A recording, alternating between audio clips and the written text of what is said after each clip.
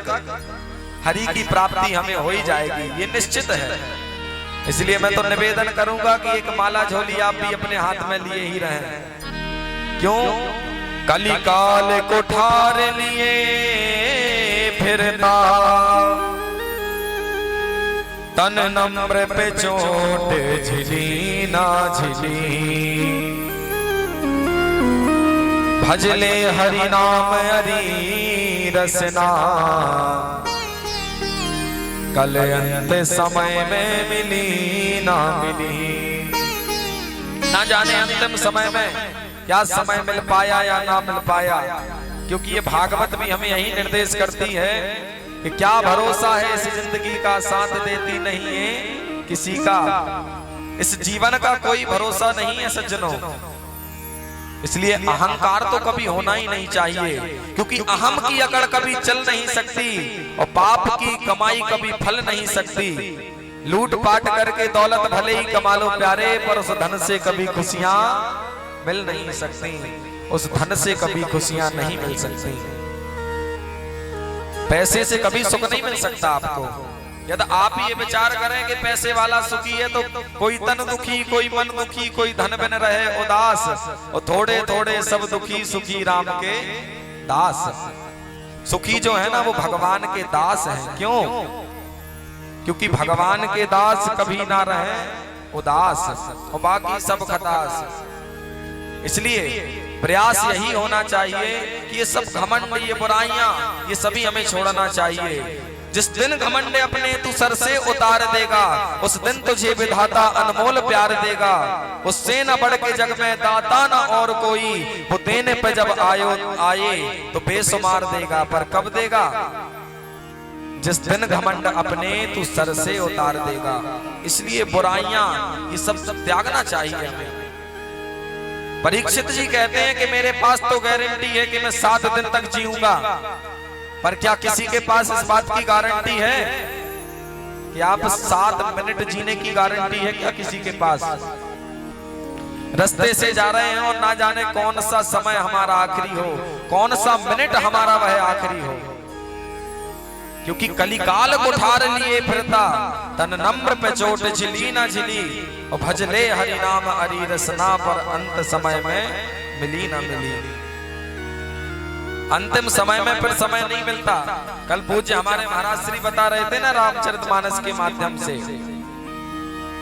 कि अंतिम समय में यदि चाहोगे भी ना कि 2 मिनट भगवान का नाम ले लें, तो अंतिम में भगवान का नाम नहीं निकलता है। क्योंकि जब जीवन में आपने भगवान का नाम नहीं लिया तो अंतिम समय में भगवान का नाम स्मरण कैसे होगा? जन्म जन्म मुनि जतन कराही और अंत राम कही आवत नाही। जब जीवन में भगवान का नाम नहीं लिया तो अंतिम में भगवान का नाम मुख से निकलने वाला नहीं है। इसलिए इन नामों का प्रभाव, भगवान का स्मरण होता रहे, यही सच्चे जीवन का हमारे कल्याण है। यदि ये विचार हो कि पैसे वाले सुखी हैं तो बहुत पैसे वाले मिलते हैं, मैं तो निवेदन करता हूं कि प्रभु को अगर भूलोगे बंदे तो बाद बहुत पछताओगे। पैसे से बिस्तर लाओगे, नींद कहां से लाओगे?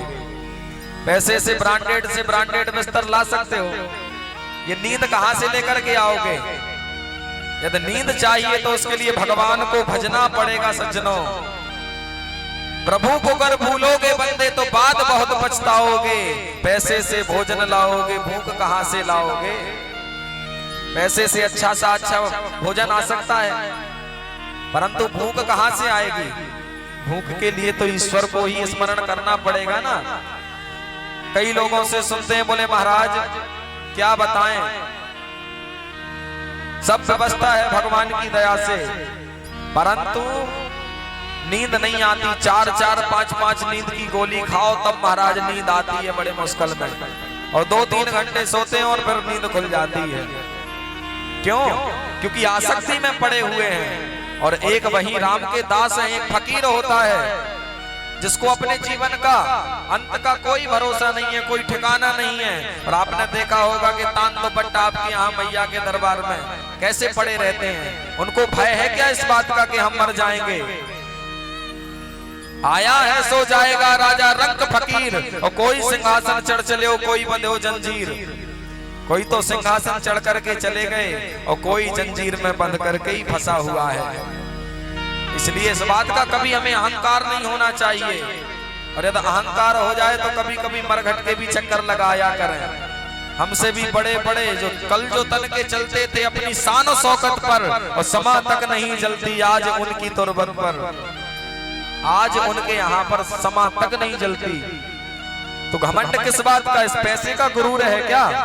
मैं तो निवेदन करता हूं कि जिस दिन घमंड अपने तू सर से उतार देगा, उस दिन तुझे विधाता अनमोल प्यार देगा।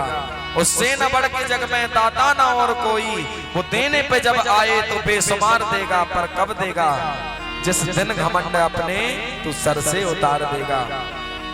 इसलिए इस बात का घमंड नहीं होना चाहिए। बड़े बड़े राजा आए थे जो अपनी शान और शौकत पर चल करके और नाम अमर करना चाहते थे। जड़ सिकंदर का यहाँ सब रह गया, मरते दम लुकमान ये कह गया। ये घड़ी हरगिज न टाली जाएगी, और जब तेरी डोली निकाली जाएगी।